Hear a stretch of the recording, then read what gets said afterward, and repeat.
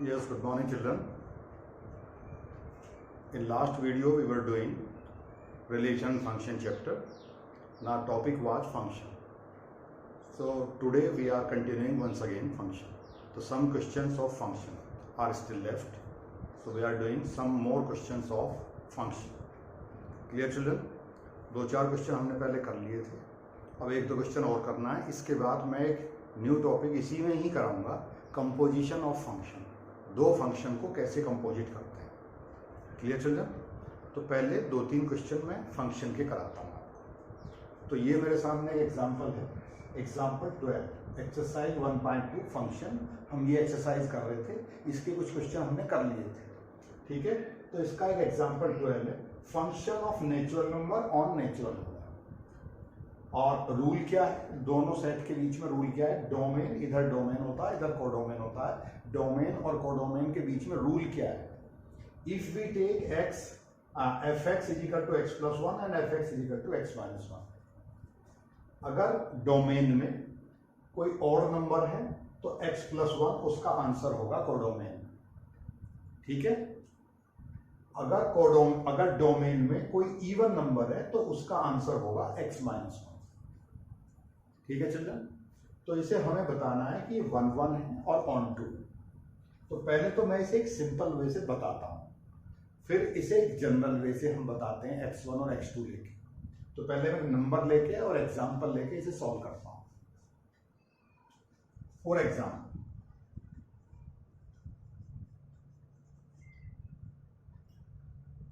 Suppose these are two sets, ये भी natural number, ये भी नेचुरल नंबर. ये डोमेन और ये कोडोमेन. Clear children?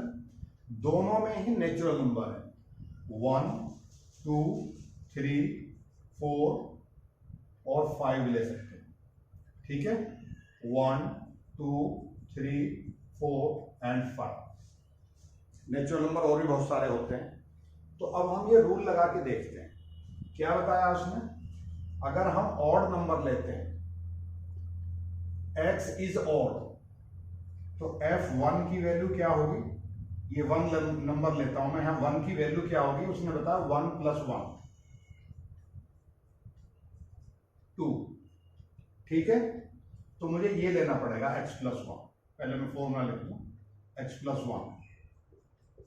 तो क्या हो गया है, 1 प्लस 1 दैट इज 2. तो f1 की वैल्यू क्या होगी, 2.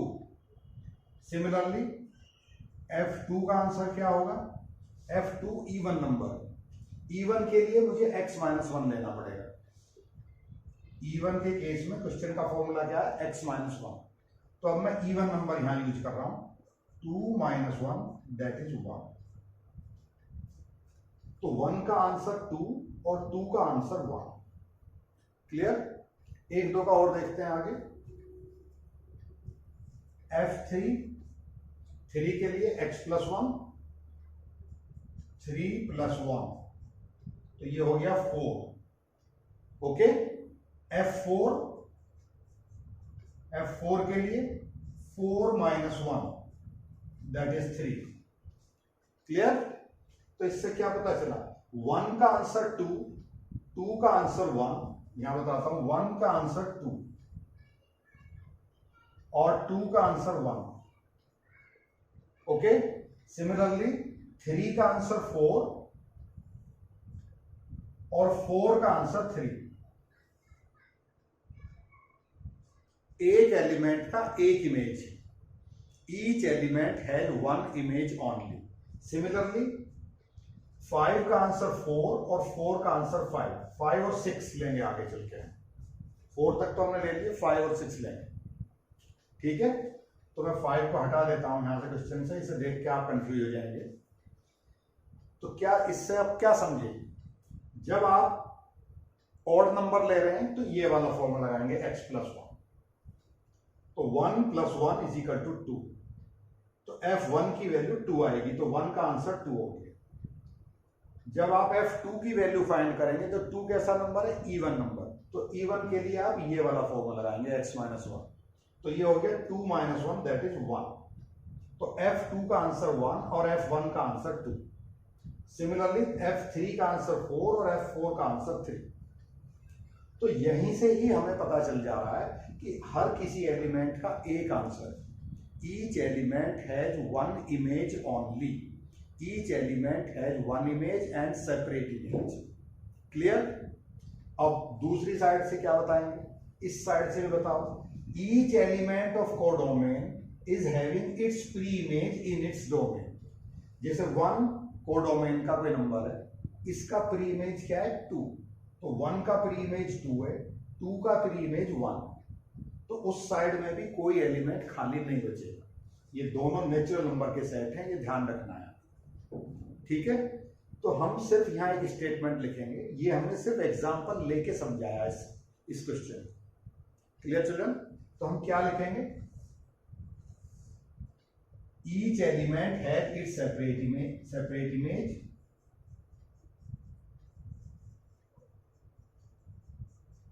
each element has its separate image।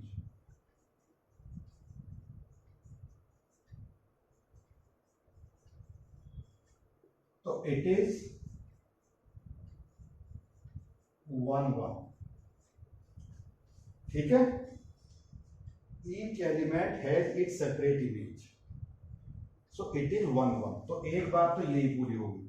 दूसरी बात और क्या बतानी है, each element of codomain, ये था domain, each element of codomain has its pre-image in its domain।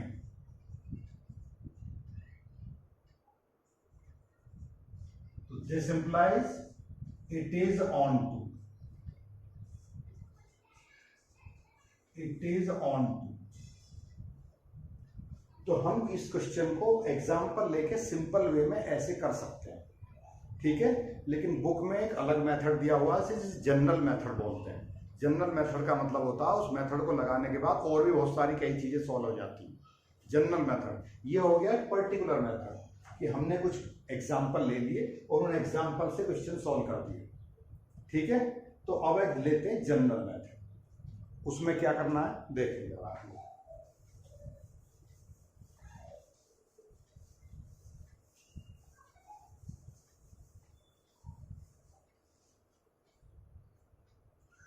Solution,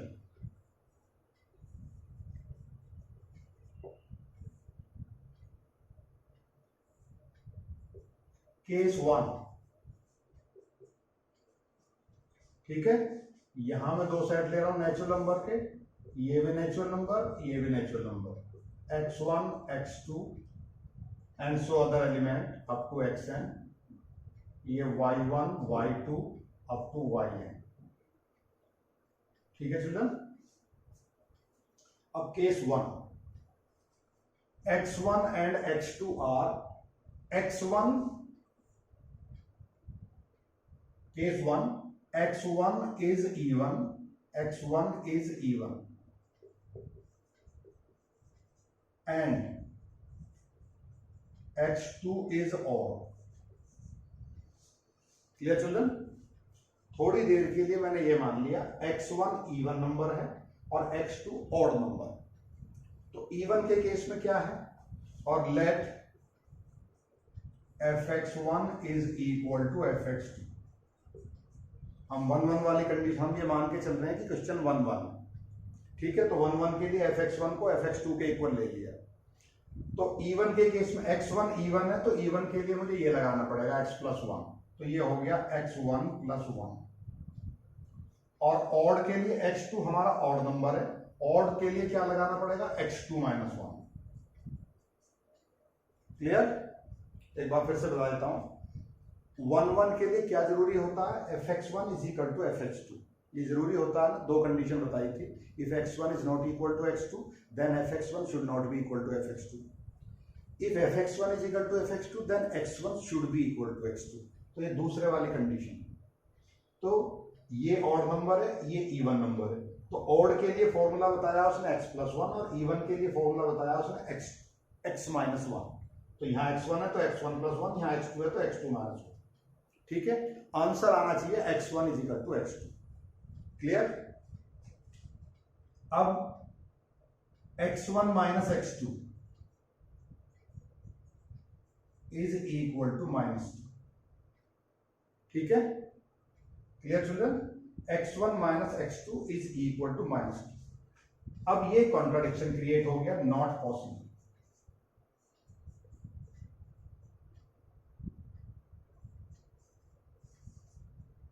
क्यों पॉसिबल नहीं है, बताइए जरा। आगे मैं क्वेश्चन मार्क लगाया था। ये ऑड नंबर है, ये इवन नंबर है। ठीक है, ये ऑड नंबर है, ये इवन नंबर है। ऑड और इवन का डिफरेंस कभी भी इवन नहीं होता। जैसे 4 - 1 3 आएगा। ठीक है, 6 - 3 3 आएगा। 9 - 4 5 आएगा। यानी कि एक ऑड नंबर होगा, एक इवन नंबर होगा, उनका डिफरेंस हमेशा ऑड नंबर आएगा, इवन नहीं आएगा। तो यहां इस सिचुएशन में क्या बन रहा है, ये इवन नंबर बन रहा है। आप प्लस माइनस पे मत जाइए, क्योंकि प्लस माइनस का मतलब वो यहाँ दोनों सेट नेचुरल नंबर के सेट है, उसमें माइनस नहीं होता। लेकिन दो नेचुरल नंबर का डिफरेंस माइनस हो सकता है। जब छोटे नेचुरल नंबर में से बड़ा नेचुरल नंबर माइनस करेंगे तो डिफरेंस माइनस का आएगा। Clear children? So x1 - x2 = -2, not possible. Similarly vice versa, अगर हम उल्टा ले लेते हैं, case 2 x1 is odd and x2 is even।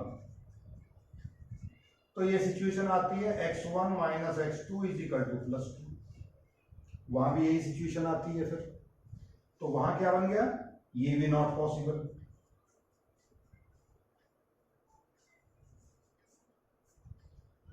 Clear? तो ये दोनों कंडीशन से तो हमें कुछ पता चल ही नहीं रहा है कि x1 की वैल्यू x2 के इक्वल आनी चाहिए कि नहीं आनी चाहिए। यहां तो एक में डिफरेंस आ रहा है x1 - x2 = -2, ये भी पॉसिबल नहीं है। ठीक है, और x1 - x2 यहाँ +2 आ रहा है, ये भी पॉसिबल नहीं है। अब दोनों को उल्टा सीधा लेकर देखते हैं। Let now x1 is odd and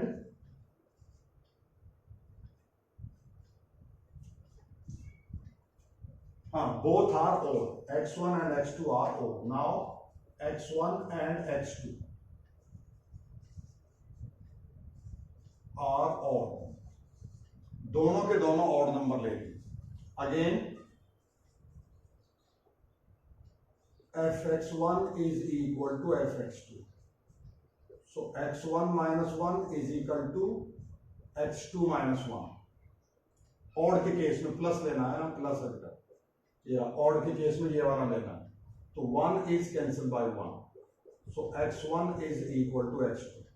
जब ऐसी सिचुएशन हो जाती है तो इस केस को बोलते हैं 1-1। fx1 = fx2 and x1 = x2। तो according to condition function is 1-1। Clear children? Similarly again this was third condition. Now fourth condition, x1 and x2 both are even। तो क्या सिचुएशन हुई, fx1 = fx2, so x1 - 1 = x2 - 1। तो -1 से minus cancel, यहां भी x1 = x2 आ गई। ठीक है, तो इस केस में again you can say 1-1। Clear children? Total 4 condition बनी। एक बार x1 को इवन लिया और x2 को ऑड लिया, तो दोनों का डिफरेंस इवन नंबर आया। इवन और ऑड का डिफरेंस कभी भी इवन नहीं होता। तो पहली दोनों कंडीशन तो फेलियर कंडीशन होगी। बाद की दोनों कंडीशन में मैंने दोनों नंबर को सेम लिया, या तो दोनों इवन या दोनों ऑड। तो दोनों ऑड लेते हैं तो भी x1 की वैल्यू x2 आती है, और दोनों इवन लेते हैं तो भी x1 की वैल्यू x2 आती है। तो यहां से क्लियर पता चल रहा है कि फंक्शन इज 1 1। ठीक है चिल्ड्रन। अब दूसरी सिचुएशन, अब आगे बताइए यहां 4 on 2 और into 4 on 2, let y is equal to fx, y is equal to fx। तो y is equal to x plus 1 किस केस में? ऑड नंबर के केस में। In case of odd y की वैल्यू x plus 1 हो गई odd. ठीक है, तो मैं x की वैल्यू निकाल रहा हूं, x इज इक्वल टू हो गया y माइनस 1। तो y कोई नेचुरल नंबर है, यहां देखो y कोई नेचुरल नंबर है, तो y माइनस 1 भी नेचुरल नंबर होगा। ये y नंबर है, ये सारे नंबर नेचुरल नंबर है। y कोई नेचुरल नंबर है तो y माइनस 1 भी नेचुरल नंबर होगा। ठीक है, अब कुछ भी नंबर ले सकते हैं। मान लो ये ऑड नंबर है, ऑड में से 1 माइनस कर दिया तो ये इवन होगा, तो x की वैल्यू इवन बनेगी। ठीक है चिल्ड्रन। तो कहने का मतलब क्या है, इधर जितने भी नंबर उधर आए हैं, ये नंबर ऑड है तो ये इवन है, ये इवन है तो ये ऑड है। तो ऑड का प्री इमेज इवन है और इवन का प्री इमेज ऑड है। कहने का मतलब ये है, इधर जितने भी नंबर हैं, लेफ्ट हैंड साइड में जितने भी नंबर हैं, राइट हैंड साइड में उन सब के आंसर हैं। सिमिलरली राइट हैंड साइड में जितने नंबर के आंसर हैं उन सब के क्वेश्चन भी इधर है। कहने का मतलब ये है, इधर इवन था तो ये ऑड नंबर बन रहा है x plus 1 होने के बाद। याद देखो y equal to x plus 1।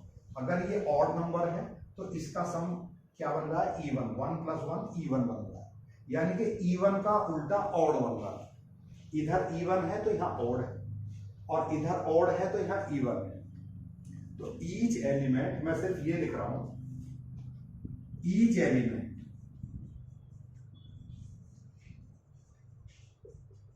Element of codomain either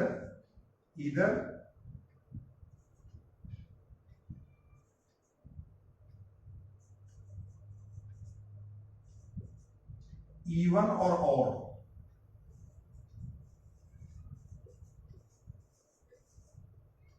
have pre-image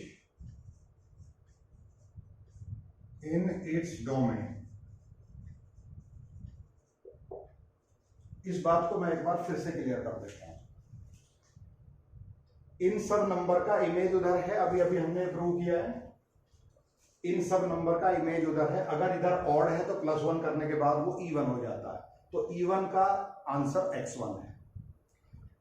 अगर ये ऑड नंबर है, ठीक है, अगर ये इवन नंबर है, x2 इवन नंबर है, तो -1 होने के बाद ये क्या बन जाता है, ऑड नंबर। तो इसका आंसर ये है और इसका आंसर ये है। इधर वालों का आंसर उधर है और उधर वालों का आंसर इधर है। Clear children? इधर वालों का इमेज उधर है, उधर वालों का प्री इमेज इधर है। इधर इवन होगा तो उधर उसका आंसर ऑड होगा, और ऑड वाले को ये कह सकते हैं इसका प्री इमेज इवन होगा। Clear children? तो दोनों साइड में कोई भी एलिमेंट खाली नहीं बचेगा। तो each element of codomain having its pre-image in its domain is having its pre-image in its domain। Clear children? तो कोई एलिमेंट खाली नहीं है, तो this implies fx is on। Okay children, अब मैं स्टार्ट कर रहा हूं composition of function. So this was something about function, 1 1, many 1, into, onto, ये कुछ बड़े क्वेश्चन थे जो मैंने आपको कराए हैं। अब मैं कराता हूं कंपोजिशन ऑफ फंक्शन। दो दो फंक्शन को कैसे कंपोजिट करते हैं, एक जगह कैसे मिलाना होता है। तो पहले मैं एक एग्जांपल कराता हूं, फिर क्वेश्चन कराता हूं।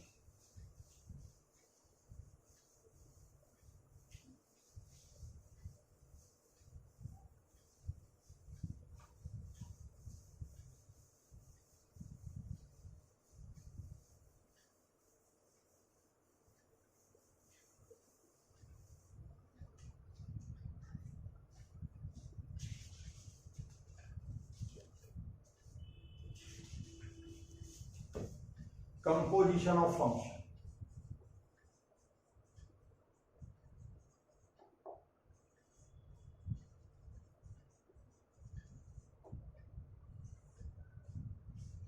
कंपोजिशन का मतलब क्या है? Suppose we are having two functions, f x is equal to x plus 3 and g x is equal to x square plus 2। Clear children? ये एफ एक्स फंक्शन है, अलग फंक्शन है, ये जी एक्स फंक्शन है, अलग फंक्शन, दोनों different function. अब मुझे दोनों का कंपाउंड फंक्शन फाइंड करना है। हमें फाइंड करना है f o g, function of g function. जहां एक्स लिखा है वहां में जी लिख दूंगा। क्लियर? एफ ओ जी हमें फाइंड करना है, जी ओ एफ फाइंड करना है, एफ ओ एफ फाइंड करना है and ji O ji find करना है। Clear children? ये जो दो फंक्शन हमने एक जगह मिला दिए, इनको बोलते हैं कंपोजिशन ऑफ फंक्शन। ठीक है, तो एफ ओ जी से स्टार्ट करते हैं पहले सॉल्यूशन, और ये सभी function function of real number on real number लिख दिया है। हमें ये भी बताना जरूरी है कि एक्स जो वैल्यू ले रहे हैं हम, वो रियल नंबर है, नेचुरल नंबर है, कैसे नंबर है। सॉल्यूशन, तो एफ ओ जी का मतलब क्या है? एफ ऑफ जी एक्स, इसका ये मतलब होता है फंक्शन ऑफ जी, जी के ऊपर फंक्शन, तो एफ ऑफ जी एक्स। ठीक है चलो, कहने का मतलब एफ ओ जी को हमें ऐसे लिखना है, एफ जी एक्स, यहां बड़ा ब्रैकेट लगा के अंदर जी एक्स लिखना। क्लियर? अब जी एक्स की वैल्यू क्या है? देखो जरा जी एक्स की वैल्यू। हाँ, अब यहां देखो फंक्शन एफ एक्स के अंदर मैंने इस एक्स की जगह जी एक्स लिख दी है, तो यहां भी था जी एक्स प्लस 3 लिखो। एक बार फिर से समझो, एफ ओ जी को कैसे लिखना है? एफ जी एक्स, यानी कि एफ फंक्शन में जहां भी एक्स लिखा हुआ है उसकी जगह जी एक्स लिख दो सब जगह। यहां भी जी एक्स प्लस 3, जी एक्स प्लस 3। और अब जी एक्स की वैल्यू बताओ क्या है? जी एक्स की वैल्यू है एक्स स्क्वायर प्लस 2, इसकी वैल्यू है एक्स स्क्वायर प्लस 2।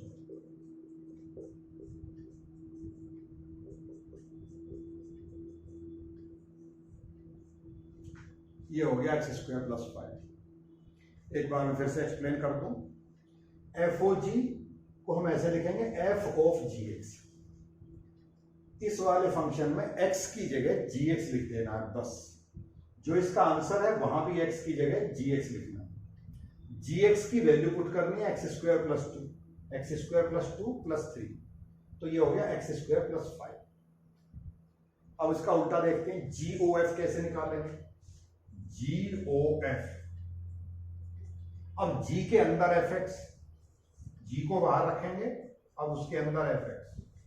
अब यहां चले जाओ, इस x की जगह f लिखना है, तो यहां लिख दो एफ एक्स का होल स्क्वायर प्लस 2।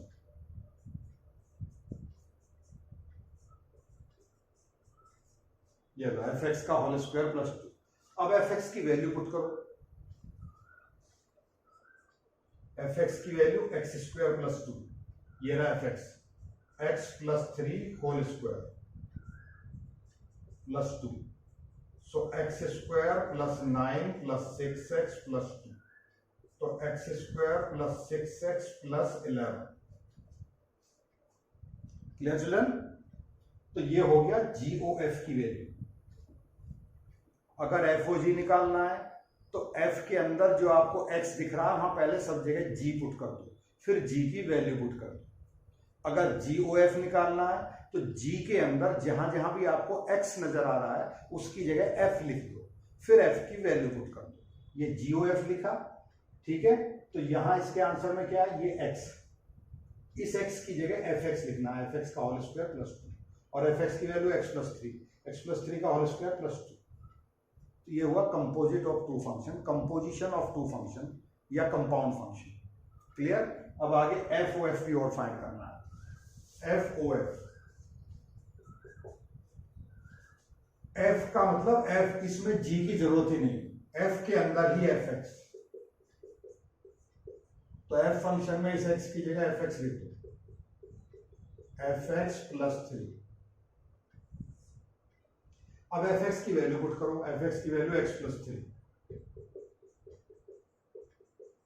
तो ये बन गया x plus 6। Clear children? Now similarly GOG, GOG में एफ की जरूरत नहीं है, ये दो बातें तो आप क्लियर रखो कि एफ ओ एफ में जी की जरूरत नहीं है, जीओजी में एफ की जरूरत नहीं है। जी ऑफ जी एक्स, जी के अंदर ही जी एक्स, जी एक्स देखो उधर क्या है, एक्स स्क्वायर प्लस 2, तो एक्स स्क्वायर की जगह जी एक्स स्क्वायर लिखना है, जी एक्स स्क्वायर प्लस 2, और जी एक्स की वैल्यू क्या है, x square plus 2 whole square plus 2, तो x raise to power 4 plus 4 plus 4x square plus 2, तो x raise to power 4 plus 4x square plus 6। So this is the value of GOG.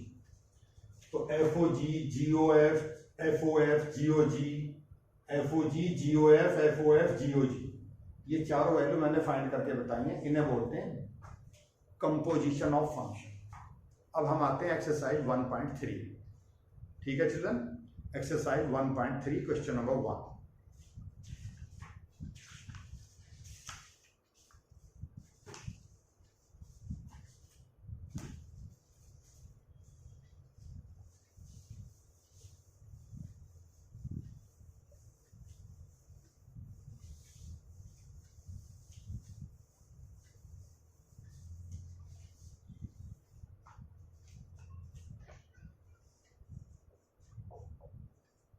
Exercise 1.3 question number 1 children.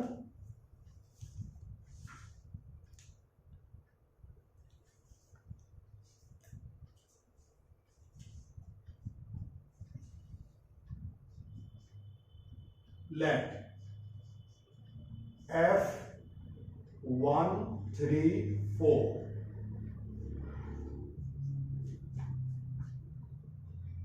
equal to 1, 2, 5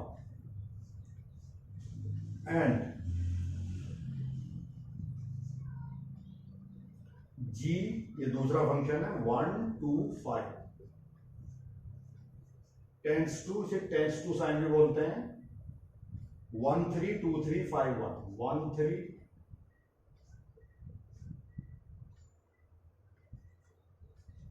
नहीं, अभी तो मैं answer, अभी तो मैं question लिख रहा हूं, 1, 3 ओनली। ये एफ फंक्शन, ये जी फंक्शन।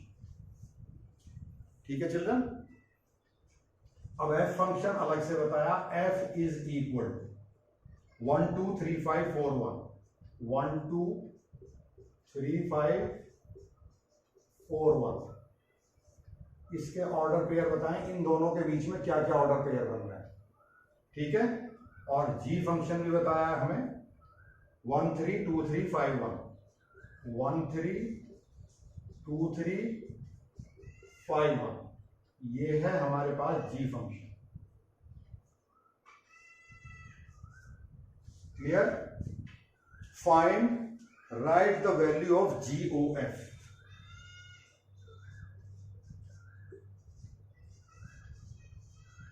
जीओएफ, हमें जीओएफ फाइंड करना है। ना look here seriously children, g o f. ठीक है? तो पहले मैं इन सब की वैल्यू बता दूं।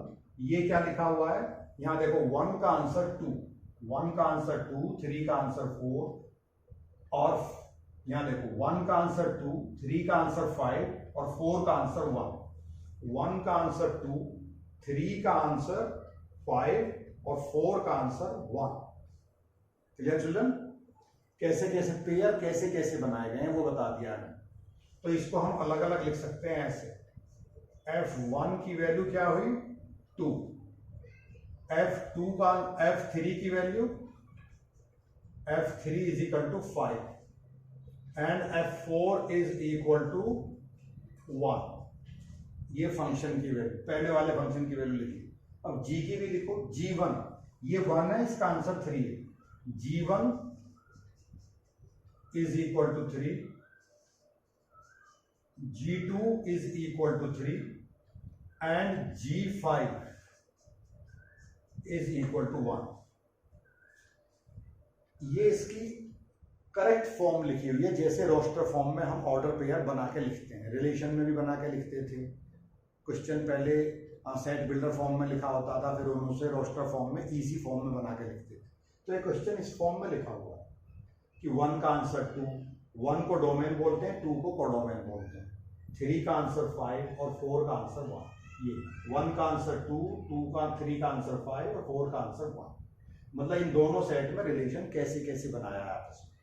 फिर जी फंक्शन में, जी फंक्शन का ये सेट डोमेन है, ये इसका कोडोमेन। तो इन दोनों के बीच में क्या क्या रिलेशन बनाया है। G1 की वैल्यू बताई है 3, G2 की वैल्यू बताई है उसने 3, ये भी 3, और G5 की वैल्यू बताई है उसने 1। Clear children. अब मुझे निकालनी है GOF की वैल्यू। तो GOF के लिए क्या, GOF के लिए मैंने क्या बताया था अभी आपको, G of fx। तो सबसे पहला काम G of fx, GOF का मतलब G of fx। अब F1 लिखना है यहां में, GF1 बताइए जरा, GF1 क्या है, GF1। अब F1 की वैल्यू यहां से देखो, F1 की वैल्यू क्या है 2।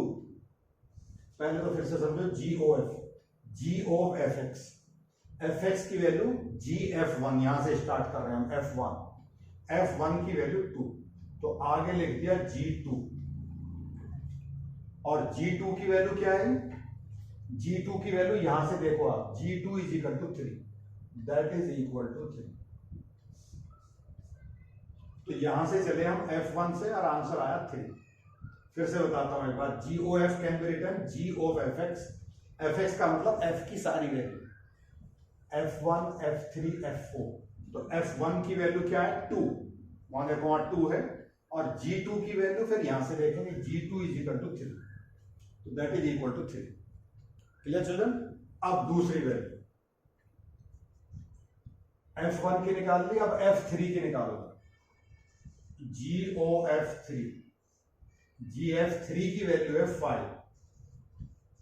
तो घुमा फिरा के आपको G5 बताना है, G5 इज इक्वल टू 1, ये हो गया 1। अब इसके बाद लास्ट में इसकी वैल्यू बतानी है F4, GF4, F4 की वैल्यू क्या है 1, तो यानी कि G1। अब G1 की वैल्यू यहां से देखो, that is equal to 3। Clear children. तो अब जो पेयर बनाएंगे हम, GOF के जो पेयर बनाएंगे वो यहां से स्टार्ट करेंगे, 1 का आंसर लास्ट में GOF, ये GOF है ना, ये पूरा GOF है, GOF। तो GOF की वैल्यू, GOF1 की वैल्यू 3, GOF1 की वैल्यू 3, 1 3, GOF ये है G3, ठीक है, GOF ये हो गया।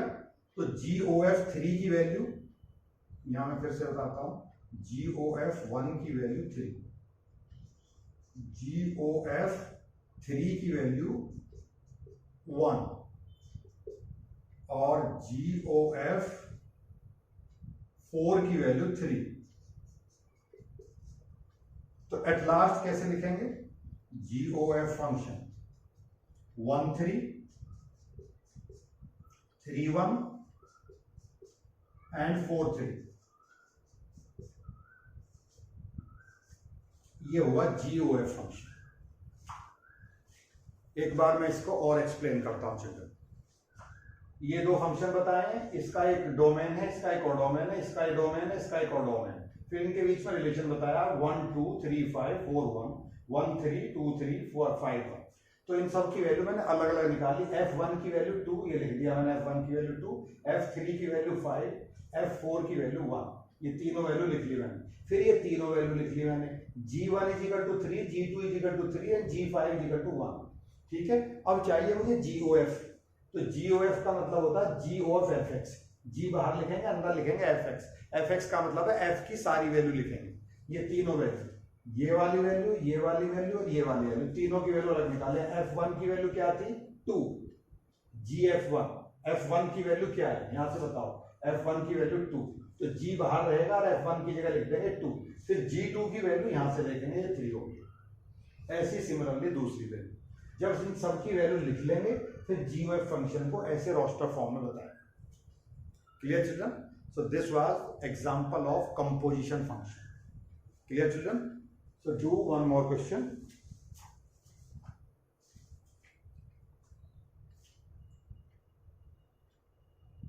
Question number 4, exercise 1.3, question number 4.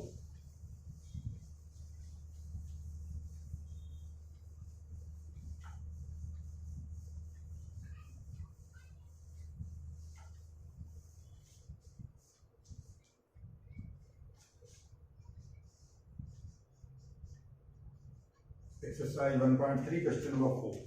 fx is equal to 4x plus 3 upon 6x minus 4. X should not be equal to 2 by 3.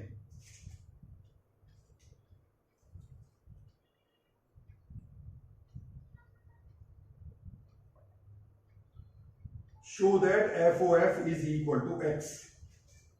ये बताना FOF की वैल्यू फाइंड करना। Clear children? FOF की वैल्यू हमें फाइंड करनी है। टू फाइंड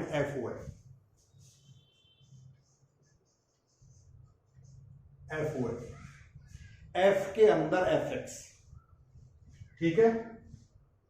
तो F of FX, इसका मतलब ये होगा। क्लियर? तो इधर जो fx की वैल्यू है, जहां जहां भी x है वहां सब जगह fx लिख दो। यहां भी fx लिख दो, ये लिख दिया मैंने, यहां भी fx लिख दो, यहां भी fx लिख दो। राइट हैंड साइड में जहां भी x नजर आ रहा है उसको fx लिख दो। लिखो 4 into fx plus 3 upon 6 into fx minus 4। अब लास्ट में fx की वैल्यू पुट कर दो, जहां जहां fx दिख रहा है आप इस fx की वैल्यू पुट कर दो। तो 4 into 4x plus 3 upon 6x minus 4 plus 3 upon